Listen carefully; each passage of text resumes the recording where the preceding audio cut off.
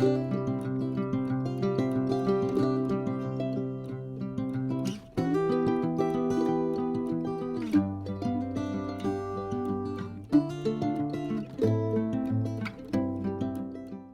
there, I'm Tara from Wild Bird Farm. I garden here in Zone 5 in chilly central Iowa. We are in mid-November, and as you can see the little white stakes behind me, I have got my tulips in the ground. So today we're going to talk all about tulip. Some challenges with bulb shortages coming over from Holland, some of the substitutes that I received, and some of the old standards that I am excited to grow. Thanks for joining me today.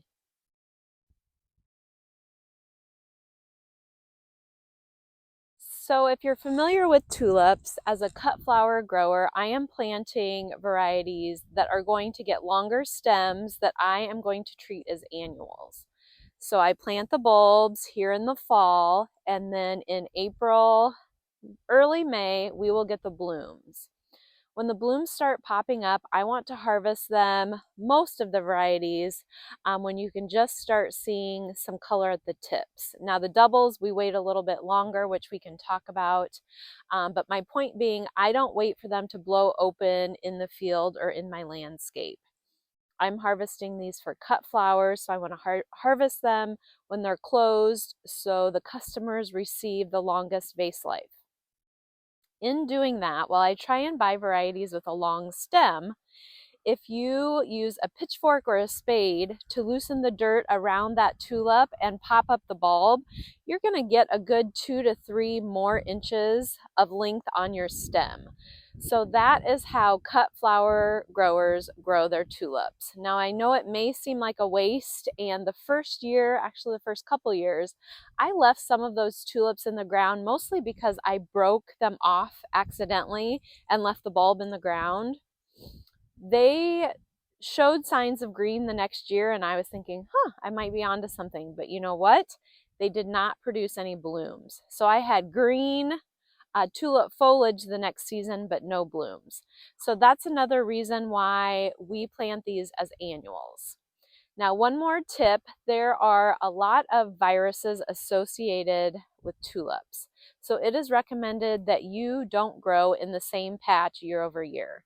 It's actually recommended that you rotate 7 years throughout your garden. So since I'm planting behind me here in this bed, I won't be planting here again for 7 more years. Now, if you don't have a lot of space, you're probably going to have to get creative as to where you're planting. But having gotten some of those viruses in the past, you want to stay away from them. They will wipe out the majority of your crop. So anything I can do to keep them healthy, I'm going to do. So I do rotate them throughout my field and growing areas year over year. One thing I wanted to mention before we head in where it's a little bit warmer is that I will be growing hydroponic tulips again this winter. And that just means I have hydroponic trays and they're grown in a shallow amount of water. Now this is a very precise way of growing tulips, and I'm still learning, but I've done it successfully a couple years now. I do have a whole series from last year on growing them. If you're interested in that, you can just go look for that playlist about hydroponic growing. Otherwise, follow me in early January because we'll be getting those started again this year. So I decided, in order to spread out my tulip harvest for me personally, it was important for me to start some hydroponics in January. So I'm getting those in March and early April. And then with the plan that I put 2 varieties in our tunnel, which is kind of right over there. Those should be popping up early April to kind of bridge that gap. I just have a couple hundred in there. I did put some shorter varieties in there though. We'll talk about that, hoping that they get a little bit more stem length. And then in late April and early May, these tulips out in the ground should be blooming. That way instead of getting all of my tulip, there's a cat trying to knock down my stand. That way, instead of getting a huge tulip harvest within a 2 or 3 week window, this is going to spread me out over hopefully 2 full months. I don't have a large cooler. I just have a very small fridge that I'm storing in yet right now. So for me, I think that is the smartest way to do it. Okay, let's head inside and we'll talk in detail about all the varieties that I'm growing. Okay, much warmer in here. I know I will get asked, so I'll start right off by saying I ordered my tulip bulbs for this season as well as the past 4 seasons from Leo Burby Bulb Company. They are in Ohio, so if you are in the Midwest, it's pretty close as far as shipping goes to get your bulbs. You do need, as far as I know, a business license to order from them. Which I have. They sell their bulbs in groups of 100. So a lot of these, as we're going through, I've ordered either in 100 or 200 counts. I don't think I have anything more than that this year. They're a great company. They're fun. They'll send you little trinkets. I pulled some magnets and a keychain. Pens, things like that. So I highly recommend them for your bulb needs. Now, if you don't have a business license, I have also ordered from Color Blends. They sell smaller groups of bulbs. I think they'll sell single runs as well as like a mixed package. So a couple different types of bulbs that will look really nice together out in your landscape. So I can also recommend them.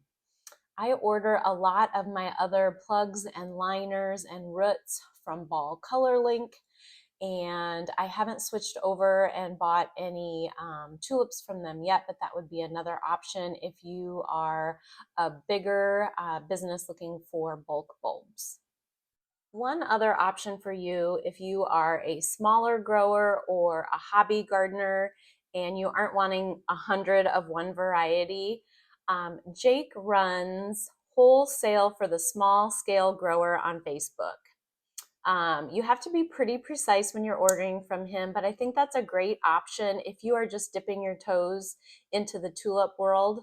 This is how I ordered bulbs my first and second year. I would order mixes, and then once they're blooming, it's pretty easy to tell or to figure out what variety you have.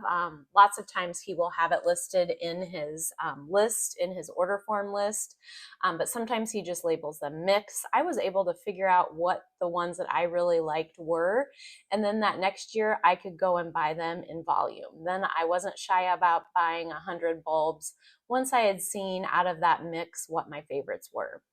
So some of those smaller Facebook groups like Jake's, as well as there's also a perennial plant co-op. She also does, I believe she does tulips out of there as well. So those are a couple more ideas to keep in mind if you aren't quite ready to start buying at 100 plus bulbs per variety.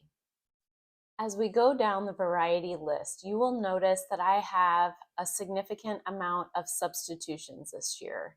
So that means when I put my order in back last February or March probably, I may have ordered one variety, but Holland, where we get most of our tulip bulbs, had a very rough year. This is actually the second year in a row where they have just not seen the bulbs coming out of the field to meet demand. So that's where the substitutions come in. I know that Leo Burby has been good. If I have like a fully double early variety, they're going to match me with an available bulb in a similar color and bloom time. So I really appreciate that. I know that I've heard at least from a few other growers that they had full orders or partial orders canceled. I did get my full amount of bulbs that I ordered.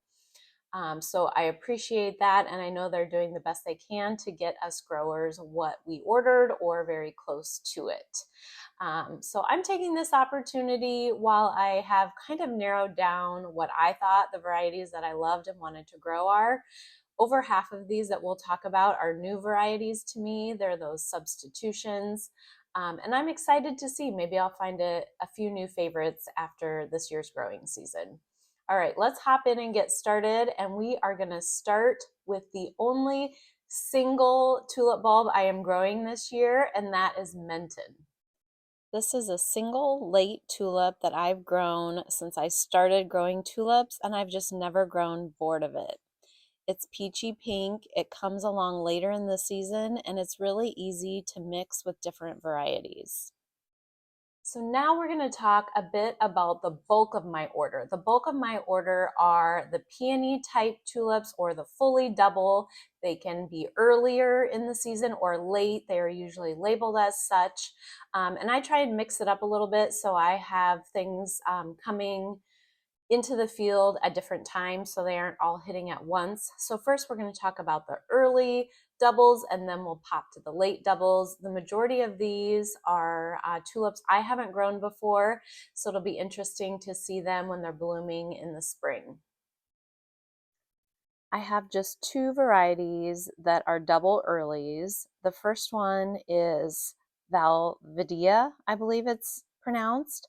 I had ordered Orca, so this is a substitute. I wanted a nice bright orange. As we get into later spring, people seem to be looking for vibrant colors. And then of course the old standby, and one of my favorites is Columbus, and I did get at least 200 bulbs of these. The late doubles I received are Mount Tacoma, this very nice creamy white. I'm excited to try this one. This was a sub for Mondial, which I have forced hydroponically and grown in the field before. And then another sub for my Amazing Grace order was Blue Diamond. And I am really hoping this one is as vibrant as the pictures online. And then a sub for my Uncle Tom order is Icun, which is another vibrant, bright color for late spring. I've grown this one before and enjoyed it, so I didn't mind that substitution at all.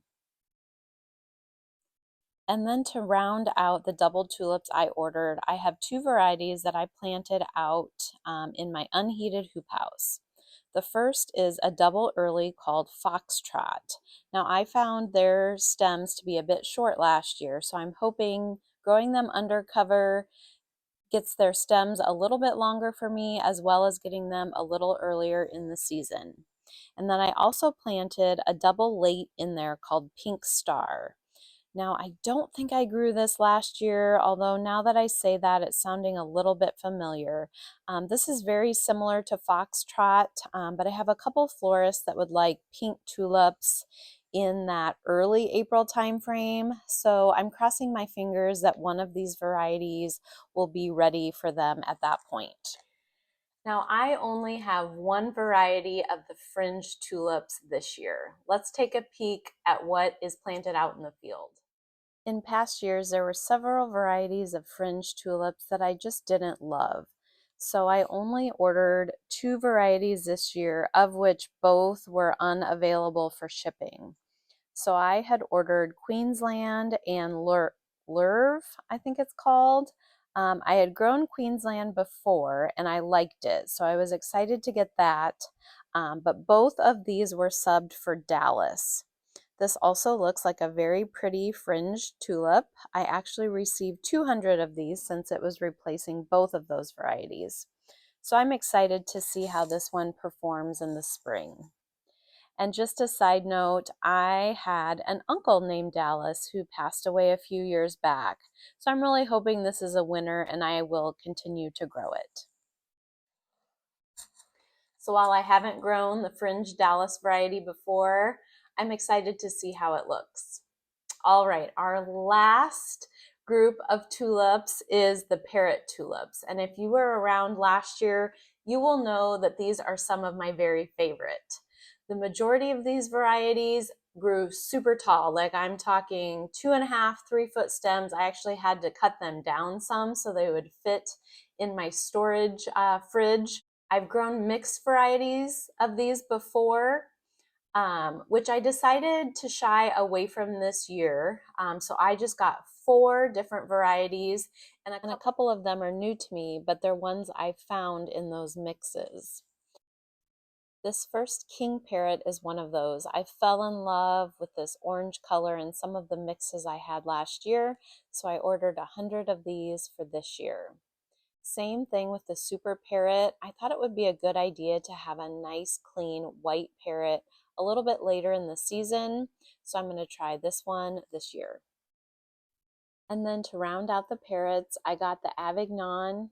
I think that's how you say it, Parrot, this beautiful variated pink colored tulip that I just fell in love with in past years.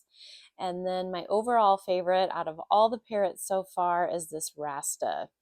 It doesn't look like very much as it's beginning to bloom, but as it pushes its colors and it starts to open, it is just so vibrant and just full of about every color under the rainbow. That about wraps things up for today. Thank you for joining me about all things tulips. Please click that follow and like button because we will be talking about hydroponics here starting in January. And then of course, I'll bring you along for the harvest in the spring.